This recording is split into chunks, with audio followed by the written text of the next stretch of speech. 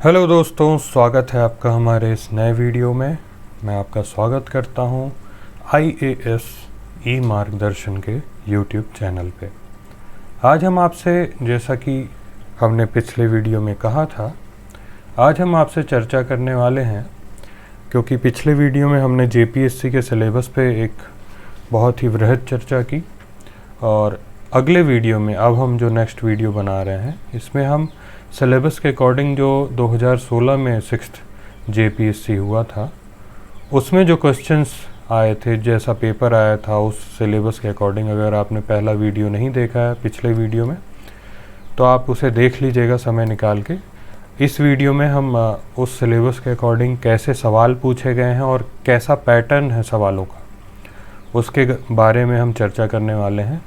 हम paper 1, paper 3, paper 4, 5 और 6 इन पे चर्चा करेंगे। पेपर 2 जो है लैंग्वेज वाला पेपर, जो है ऑप्शनल टाइप का, उस पे हम चर्चा अभी नहीं करेंगे, क्योंकि वो सबका अलग अलग होता है। किसी का हिंदी लिटरेचर होता है, किसी का इंग्लिश लिटरेचर, किसी का कुरमाली, किसी का नगपुरी, किसी का खोटा। तो वो अपने हिसाब से आप JPSC की वेबसाइट पे जा कर के विज़िट करके अपने हिसाब से उस पेपर को आप डाउनलोड करके उसको देख लीजिएगा, चेक कर लीजिएगा और उस हिसाब से आप प्रिपरेशन करिएगा। प्रिपरेशन कैसे करना है वो मैं आपको इस वीडियो में बताने वाला हूँ। पेपर आप देखिए। सबसे पहले मैं आपको बता रहा हूँ कहाँ पे कैसी क्वेश्चंस आ रहे हैं और किस तरीके का पैटर्न है। तो सबसे पहले चलिए पेपर 1 देख लेते हैं, जो कि कंपलसरी पेपर है, और इसमें मतलब 50 मार्क्स का, जैसा पिछले वीडियो में मैंने बताया, हिंदी और 50 मार्क्स का इंग्लिश दोनों आएगा। और इसमें मात्र 30 नंबर लाना है, मतलब इसमें सिर्फ आपको पास होना है। इसमें आपको कुछ ये मेरिट में आपके नंबर नहीं जोड़ेंगे, इसमें ये सिर्फ क्वालिफाइंग पेपर है। जैसा कि आप देख सकते हैं, इसमें आप यहाँ पे पेपर में पढ़ेंगे तो लिखा है पूर्णांक 100, हिंदी भाग 50 और अंग्रेजी भाग 50। सभी प्रश्नों का उत्तर अनिवार्य, प्रश्नों के मान उपरांत पर निर्दिष्ट हैं। हिंदी के प्रश्नों के उत्तर देवनागरी लिपि में, अंग्रेजी प्रश्नों का अंग्रेजी में लिखिए। जिन प्रश्नों के लिए अधिकतम शब्द संख्या निर्धारित है वहाँ उसका अनुपालन कीजिएगा, और परीक्षार्थी यथासंभव अपने शब्दों को सटीक उत्तर दें। ठीक है। इसमें ये पहला जो सेक्शन है ये 15 मार्क्स का दिया हुआ है, और इसमें आपको किसी भी इन लिखा हुआ कि विषयों में किसी एक पर 400 शब्दों का निबंध लिखिए। आधुनिक भारतीय शिक्षा प्रणाली, भारत पाक संबंध, भारतीय समाज में दहेज उन्मूलन के उपाय, यदि मैं भारत का प्रधानमंत्री होता, और झारखंड राज्य के 16 वर्ष। तो इन जो 5 टॉपिक दिए हुए हैं इनमें से आपको एक टॉपिक चूज़ करना है और उस पर आपको 400 शब्द का निबंध लिखना है। फिर दूसरा है निम्नलिखित प्रश्नों के उत्तर दीजिए। संधि समास उदाहरण बताइए। कारक किसे कहते हैं? क्रिया विशेषण। ये 15 मार्क्स का है, मतलब 5 मार्क्स के ये हैं। 5 मार्क्स के 1, 2, 3, ये तीनों का आप उत्तर देंगे तो 15 मार्क्स आपको मिलेंगे। और ये मात्र मतलब आपका वर्किंग नॉलेज टेस्ट करने का पेपर है। तो इसमें हिंदी 50 मार्क्स का है और फिर इंग्लिश 50 मार्क्स का है। जैसे कि यहाँ पे आप देख सकते हैं, अशुद्ध वाक्यों में 5 को शुद्ध कीजिए। निम्नलिखित प्रश्नों का उत्तर निर्देशानुसार दीजिए। किन्हीं 5 मुहावरों के अर्थ लिखकर उनका वाक्यों में प्रयोग कीजिए। तो ये सब जो नॉर्मल से क्वेश्चंस होते हैं वर्किंग नॉलेज टेस्ट करने के, वही क्वेश्चंस इसमें दिए। प्रस्तुत अवतरण का उपयुक्त शीर्षक देते हुए संक्षेपण कीजिए। प्रिसाइज राइटिंग इसमें करना है। इतने बड़े से पैराग्राफ को आपको 3-4 लाइन में लिख करके, और इसका प्रिसाइज मतलब संक्षेप में लिखना है। ये हो गया। इसमें मान लीजिए अगर आप, ये 50 नंबर का है, अगर आप इसमें 20 भी पाते हैं, और फिर नेक्स्ट जो इंग्लिश वाला है, ये अगर आपसे मान लीजिए हिंदी बहुत अच्छी आती है, तो 50 में अगर आपने 30 नंबर भी ले आए तो आप इस पेपर में पास हैं। अगर आपको से इंग्लिश बिल्कुल भी नहीं आता है तो भी अगर आप 30 नंबर ले आते हैं इस पेपर में मात्र, तो आप पास माने जाएंगे। इसका नंबर आपका मेरिट में नहीं जुड़ता है। तो ये छोटे छोटे सवाल हैं, इंग्लिश के हैं, जैसे correct only 5 following sentence if a sentence is grammatically mention it, correct the rewrite only 5 इनमें से जो भी ये जो सेंटेंस दिए हुए हैं इनमें से कोई भी 5 आपको करेक्ट करके लिखने का है। Use the correct form of each verb given in the bracket, you may include N auxiliary verb along with it, if required attempt any 5 में लिख दीजिए कोई भी। Premchandra dash many outstanding novel, तो यहाँ राइट है, तो प्रेमचंद, यहाँ राइट को आपको उपयोग करना है। यहाँ पे ये जो दिया हुआ है इसको आपको उपयोग करना है, और इसको यहाँ पे कौन सा सही वर्ड फिट बैठेगा, Premchand right many outstanding novels, या प्रेमचंद हैज़ रिटन प्रेम, मतलब आपको ऐसी चीज़ें यहाँ पे ऐड करके इसमें यहाँ फिट करनी है जो आपको ये सेंटेंस जो है उसका एक सही मतलब जो है वो निकले। ठीक है, इस टाइप के सवाल हैं। तो अगर आप मान लीजिए 50 में से इसमें भी 20 ले आते हैं तो आपका 30 और उधर इधर 20, मतलब 50 नंबर आपके आ गए, आप इस पेपर में पास माने जाएंगे और आपको कोई दिक्कत नहीं होगी इस पेपर को पास करने में। वर्किंग नॉलेज टेस्ट करने का पेपर है, तो इसमें ज़्यादा आपको टेंशन लेने की ज़रूरत नहीं है ना। ये यहाँ पे कुछ पैराग्राफ दिए हैं, उसी पैराग्राफ से ही 2-2 नंबर के सवाल दिए हुए हैं, इस टाइप का है। इसको प्रिसाइज राइटिंग करना है। ये इतना बड़ा पैराग्राफ जो दिया हुआ है, इस पैराग्राफ का आपको प्रिसाइज राइटिंग करना है।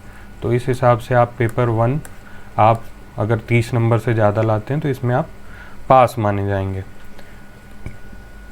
अब हम चलते हैं पेपर 3 पे। पेपर 2 जैसा मैंने बताया ऑप्शनल, कोई भी आपका जैसे मैं कह सकता हूँ कोई भी आप लैंग्वेज चूज़ करते हैं तो उस हिसाब का पेपर रहेगा, तो उस हिसाब से आप पेपर 2 का देखिएगा। पेपर 3 जो हुआ है वो मैं आपको दिखाता हूँ पेपर 3 में क्या है। पेपर 3 जो है वो आपका सोशल साइंस का पेपर है, सोशल साइंस का पेपर है, हिस्ट्री और जियोग्राफी, इसका टेस्ट है। इसमें टेस्ट किया जाएगा आपको, इसमें मार्क्स 200 हैं और 3 घंटे का पेपर है। तो ये आपको इसका सिलेबस जो मैंने कल बताया उस सिलेबस के अकॉर्डिंग आपको पढ़ना है। अब इंस्ट्रक्शन क्या दिए हुए हैं ये चलिए पढ़ते हैं। इंस्ट्रक्शन दिया है, the answer of question number 1 is compulsory having 2 marks for each question. The candidate is required to answer 2 long type question out of 4 questions each carrying 40 marks.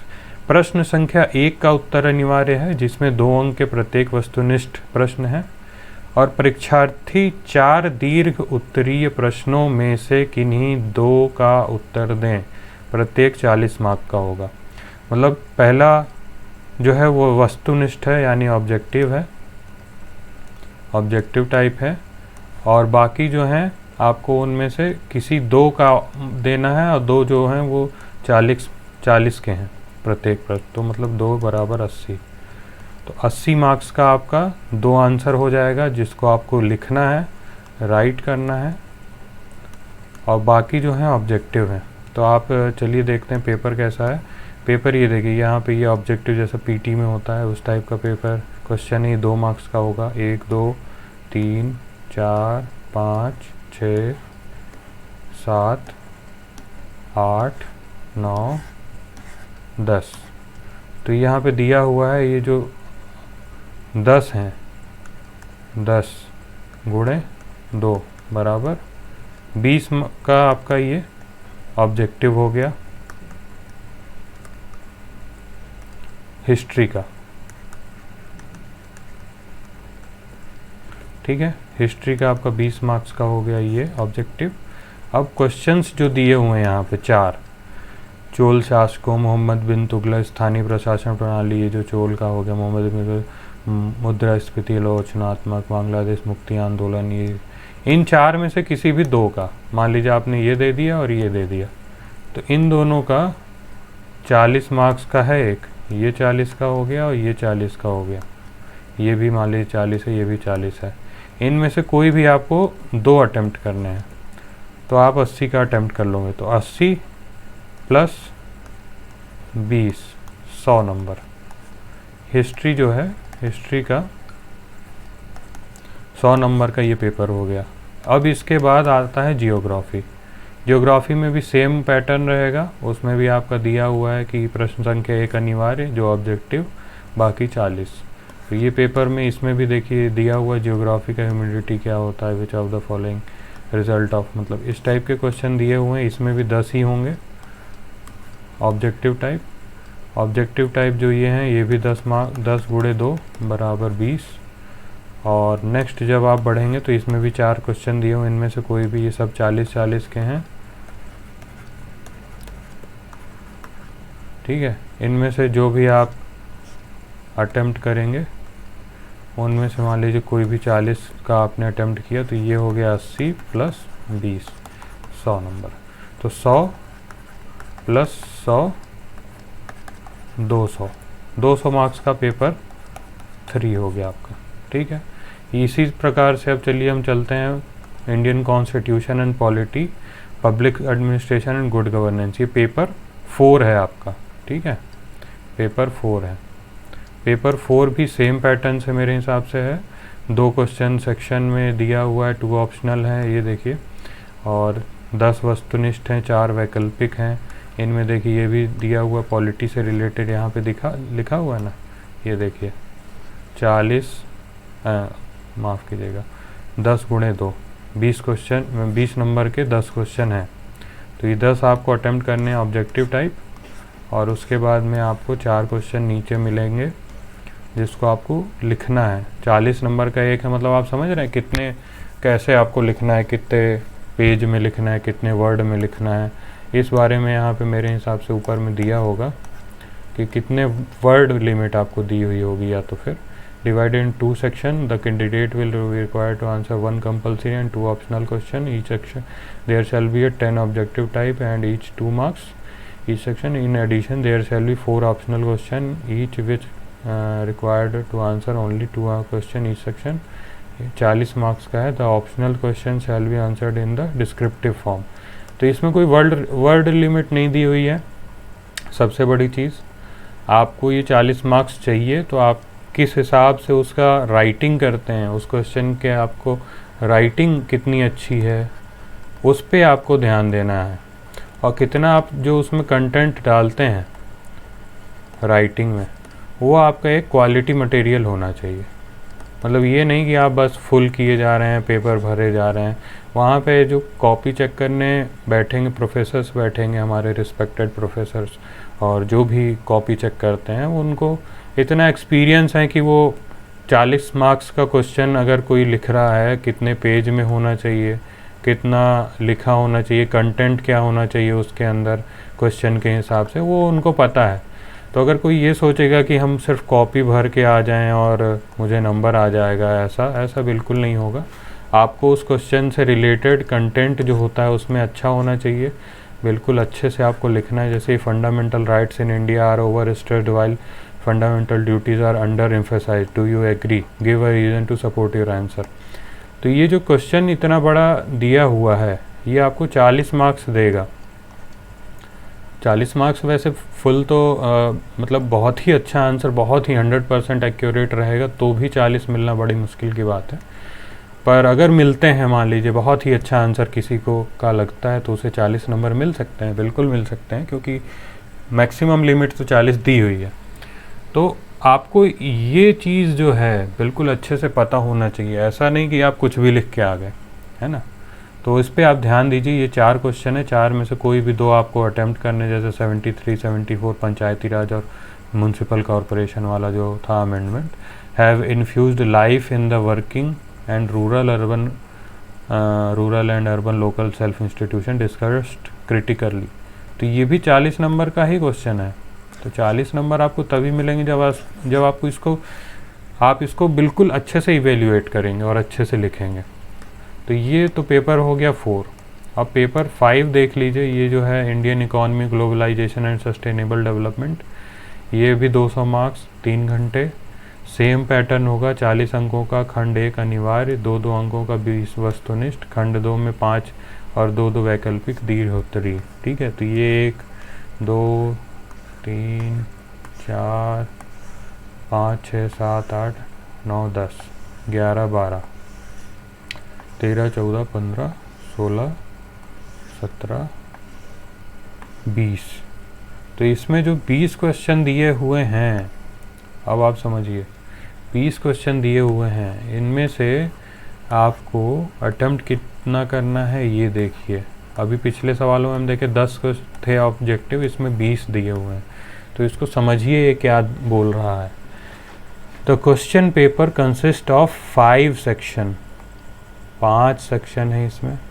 Each section carrying 40 marks, 5 section है 5 section, ठीक है, 5 section है और each carrying 40 marks,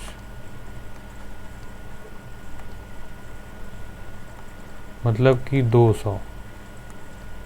200 marks का है, ठीक है। अब देखिए, section 1 is compulsory and contains 20 question, 20 objective है इसमें, ठीक। Each carrying 2 marks, 20 into 4 40. Section 2 to 5 contains 2 optional long descriptive question each. The candidate is required to answer 1 question from each section. मतलब बाकी का एक सेक्शन तो ये हो गया, बाकी के जो 4 सेक्शन हैं इसमें से आपको एक सवाल अटेम्प्ट करना है, डिस्क्रिप्टिव टाइप जो है, ठीक है। और वो आपको मार्क्स कितना देगा, वो आपको मार्क्स देगा 40,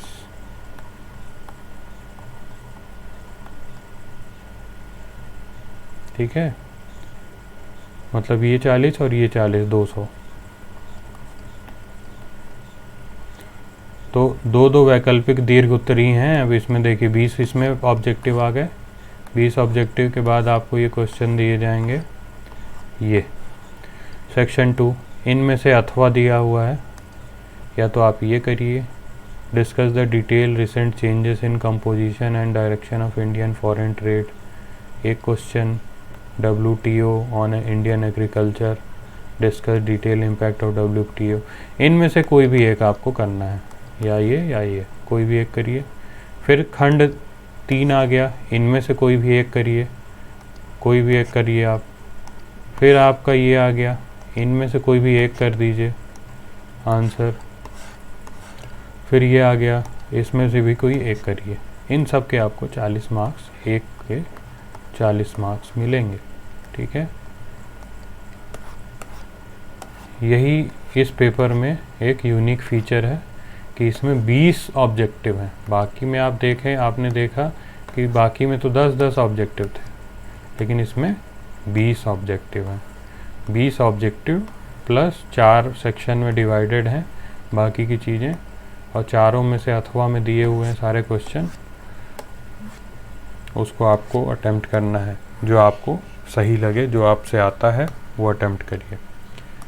पेपर जनरल साइंस ये 6 है, फाइनल पेपर ये जो लास्ट पेपर होगा ये general science, environment, technology development, इस पे आएगा, ठीक है। इस पेपर में आपको अटेम्प्ट कितने करने हैं, इसका पैटर्न क्या है, चलिए देखते हैं। Candidate are required to answer all question, ठीक। Question number 1 is compulsory objective type. Question number 1 has 20 question, जो पिछले वाले पेपर में था वैसा पैटर्न होगा शायद। Question number 2 to 6 are descriptive in nature and number should not exceed 500 to 600 words. इसमें वर्ड लिमिट दी हुई है, इसमें भी दी हुई है क्या, चलिए देखते हैं इसमें दी हुई है क्या। इसमें कोई वर्ड लिमिट नहीं है, पेपर 5 में इसमें कोई वर्ड लिमिट नहीं दी हुई है, ठीक है। इसमें यहाँ पे शुरू में तो कोई वर्ड लिमिट नहीं दी है, क्वेश्चन में भी वर्ड लिमिट नहीं दी हुई है, लेकिन लास्ट के पेपर में 500 से 600 वर्ड लिमिट दी हुई है, ये ध्यान रखिएगा। Next, question number 2 to 6 are equal value 32। 2 से 6 32 मार्क्स का ईच है, मतलब 2 से 6 मतलब 2 3 4 5 6, ये जो हैं 32 मार्क्स के हैं,